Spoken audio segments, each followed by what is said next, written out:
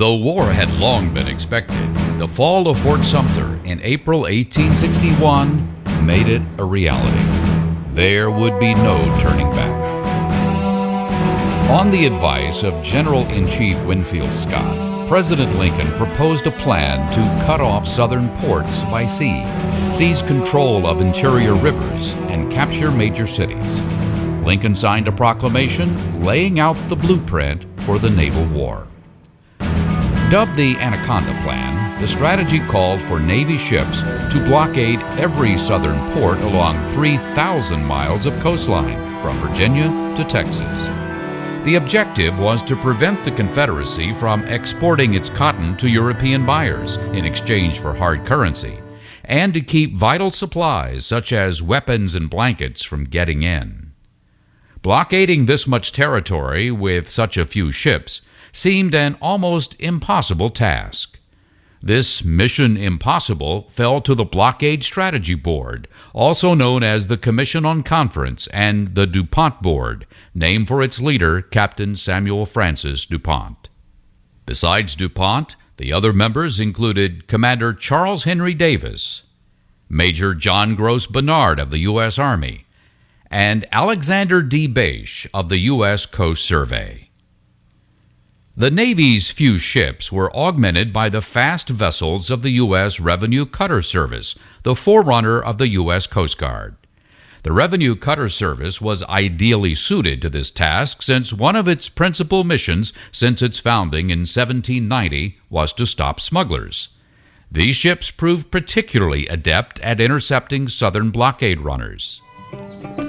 Ultimately, the board's blockade strategy was made possible by the power of steam. Steam allowed ships to move faster, not limited by the wind. The newer ships in the fleet were already steam-powered, and their numbers were rapidly increased in the frenzy of shipbuilding that followed.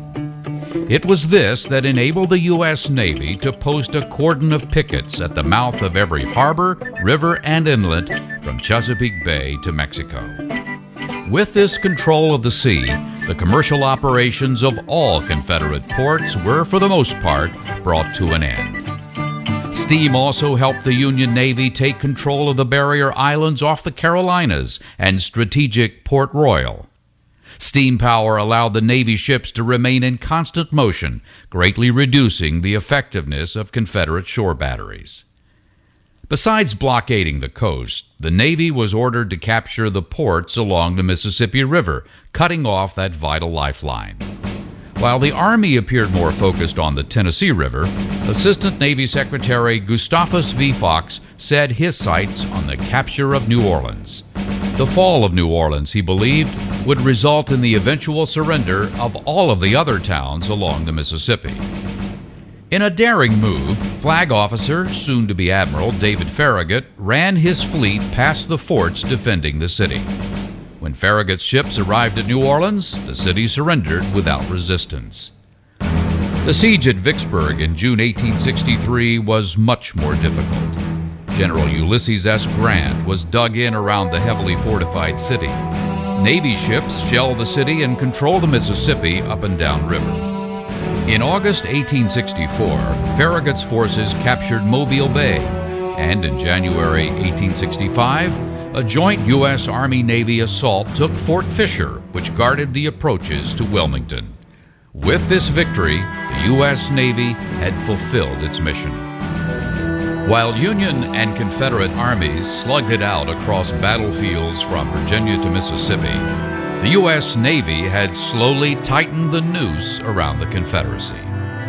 Vicksburg and Port Hudson surrendered as much to Farragut and Porter as to Grant. Sherman's march to the sea was possible in many respects because the Navy held Port Royal. In McClellan's march on Richmond, it was the Navy's guns that provided critical cover. In the final analysis, the effectiveness of the Navy's 4-year blockade of southern ports, more than a single battle or engagement, proved to be a determining factor in the downfall of the Confederacy. It also provided a beacon of hope to an enslaved population on land.